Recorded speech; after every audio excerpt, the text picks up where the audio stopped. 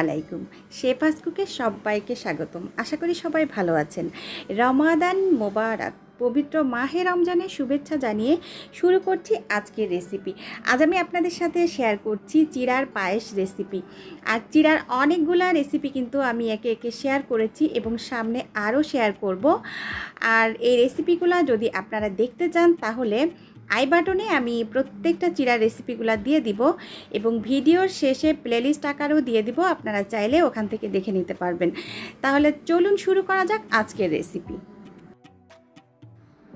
প্রথমেই প্যান বসিয়ে দিয়েছি চুলায়। এখন আমি দিয়ে দিচ্ছি হাফ কেজি গরুর দুধ। আর আপনারা অবশ্যই গরুর দুধটা দিয়ে এই পায়েসটা রান্না করবেন, তাহলে বেশি মজার হবে। আর এখন এর সাথে অ্যাড করে দিচ্ছি আমি 2টি এলাচ। আর এখানে এলাচ দিবেন, ভ্যানিলা এসেন্স দিবেন না, তাহলে ভালো লাগবে না। একটু নাড়াচাড়া করছি, দুধটাকে সামান্য পরিমাণ গরম করে নিচ্ছি আর কি। এখন আমি এর সাথে অ্যাড করে দিচ্ছি 1/3 কাপ পরিমাণ গুঁড়া দুধ। আর আমি চুলাটা কিন্তু আগে থেকেই অন করে দিয়েছি আর কি। এখন গুঁড়া দুধ দিয়ে ভালো করে নাড়াচাড়া করব আর এটাকে মিশিয়ে নিব। যতদূর সম্ভব চুলার আঁচটা কমিয়ে রেখে এই দুধটাকে ভালো করে মিশিয়ে নেবেন। চুলার আঁচ বাড়িয়ে রাখলে দুধটা বেশি গরম হয়ে গেলে তখন কিন্তু আর গুঁড়া দুধটা গরুর দুধের সাথে মিশতে চাইবে না, দলা দলা হয়ে যাবে। তো তখন কিন্তু মিশাতে গেলে অনেক কষ্ট হবে। ওই জন্য চুলার আঁচটা কমিয়ে রেখে এই দুধটাকে ভালো করে মিশিয়ে নেবেন। তো আমার কিন্তু মেশানো হয়ে গিয়েছে। এই পর্যায়ে আমি এর সাথে অ্যাড করে দিচ্ছি সামান্য পরিমাণ লবণ। আর আমি কিন্তু মিষ্টি জিনিসে একটু লবণ দেই, আমার কাছে মনে হয় লবণ দিলে মিষ্টিটা একটু গাঢ় হয়। তো এই পর্যায়ে আমি এখন অ্যাড করে দিচ্ছি চিনি।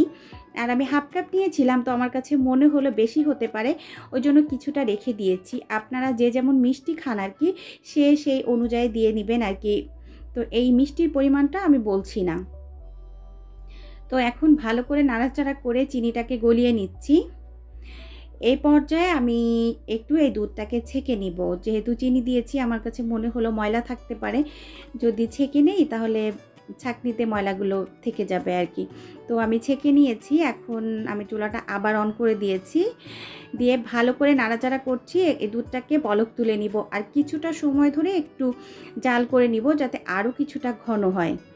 আর এই ফাঁকে কিন্তু আমি চিড়াগুলোকে ভালো করে ধুয়ে একটা চালনির মধ্যে ঝরাতে দিয়েছি, যাতে পানিটা শুকিয়ে যায়। আর চিড়ার মধ্যে যদি পানি থাকে তাহলে কিন্তু ভালো লাগবে না, যেহেতু আমি দুধটাকে ঘন করেছি ওই জন্য আমি চিপড়ে নিয়েছি আর কি চিড়াগুলোকে। আর চিড়াগুলোকে কিন্তু ভিজিয়ে রাখিনি, একবারেই ধুয়ে উঠিয়ে নিয়েছি। যেহেতু আমি পায়েস রান্না করছি, তো দুধের মধ্যে দিয়ে তো কিছুক্ষণ রান্না করব, সেজন্য আর ভিজিয়ে রাখিনি।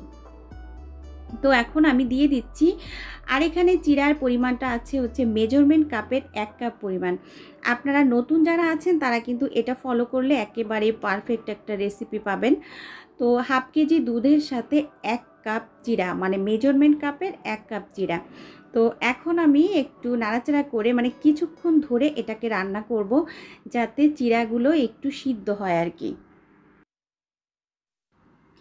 2 মিনিট জাল করার পর এই পর্যায়ে আমি এই রেসিপিটাকে আরও বেশি টেস্টি করতে এর সাথে আমি এখন অ্যাড করে দিচ্ছি কিছুটা কনডেন্স মিল্ক। আর এটা দিয়েছি যাতে দুধটা আরও ঘন হয় আর একটা রাজকীয় স্বাদ আসে। তো যদি বাসায় না থাকে তাহলে নাও দিতে পারেন।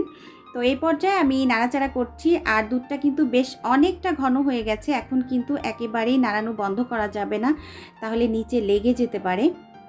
তো এখন আমি আর কিছুটা সময় জাল করব এটাকে, কারণ এটা রেখে দিলে চিরাটা কিন্তু দুধের মধ্যে থাকলে চিরাটা একেবারেই গলে যাবে। তো একেবারে গলে গেলে আবার ভালো লাগবে না, ওই জন্য এই পর্যায়ে আমি এখন চুলাটা অফ করে দিচ্ছি। চুলাটা অফ করে এটাকে ঠান্ডা করব, ঠান্ডা করে তারপর আমি এটাকে ফ্রিজে রাখবো। আর এই রেসিপিটা অবশ্যই ঠান্ডা করে খাবেন, তাহলে কিন্তু ভালো লাগবে। আমি কিন্তু ফ্রিজে রেখেছিলাম, ঠান্ডা হয়ে গেছে, দেখতে পাচ্ছেন এটা আরও কিছুটা ঘন হয়ে গেছে। আর এখন আমি সার্ভ করে নিচ্ছি। তো আমি একটা বাটিতে সার্ভ করছি। আর এর সাথে এটাকে আমি আরও টেস্টি করতে এর সাথে আমি আরও কিছু জিনিস ব্যবহার করেছি। তো আমি যে জিনিসগুলো ব্যবহার করেছি, আপনাকে যে এগুলাই ব্যবহার করতে হবে এমন কোনো কথা নেই। যদি আপনার কাছে না থাকে, না দিলেও কিন্তু তেমন সমস্যা হবে না। জাস্ট আমি একটু সাজানোর জন্য আর কি এগুলো দিয়েছি। তো প্রথমে আমি দিয়ে দিলাম, এটা হচ্ছে কাঠবাদাম কুচি। আর এর সাথে দিয়েছি কিশমিশ আর দিয়েছি হচ্ছে কাজু বাদাম।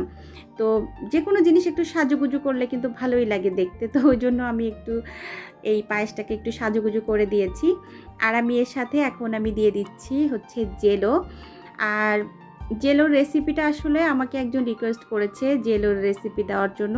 তো আজকে যখন আমি জেলোটা তৈরি করছিলাম আমি ভুলে গেছিলাম, না হলে কিন্তু আজকে ভিডিওটা করতে পারতাম। যাই হোক, আমি জেলো বানিয়ে নিয়েছি 3 কালারের, সেটা আমি দিয়ে দিচ্ছি এর উপরে একটু সাজানোর জন্য। আর এর সাথে আমি একটু আনার ব্যবহার করেছি। তো আপনারা যদি চান তাহলে দিবেন, আর যদি না চান তাহলে নাও দিলে কোনো সমস্যা নেই। তো রেসিপিটা কিন্তু অলমোস্ট হয়ে গিয়েছে। আর আমার মনে হয় যেটা দেখতে সুন্দর সেটা কিন্তু খেতে অবশ্যই সুন্দর। তো এতক্ষণ যারা আমার সাথে ছিলেন সবাইকে অসংখ্য অসংখ্য ধন্যবাদ। সবাই ভালো থাকবেন, আমার জন্য দোয়া করবেন, আমিও আপনাদের জন্য দোয়া করি। আপনারা ভালো থাকুন, সুস্থ থাকুন, আর নিত্য নতুন রান্না করে প্রিয়জনকে খাওয়ান। আগামী পর্ব দেখার আমন্ত্রণ জানিয়ে আজকের মতো আমি শেফা বিদায় নিচ্ছি। আল্লাহ হাফেজ, আসসালামু আলাইকুম।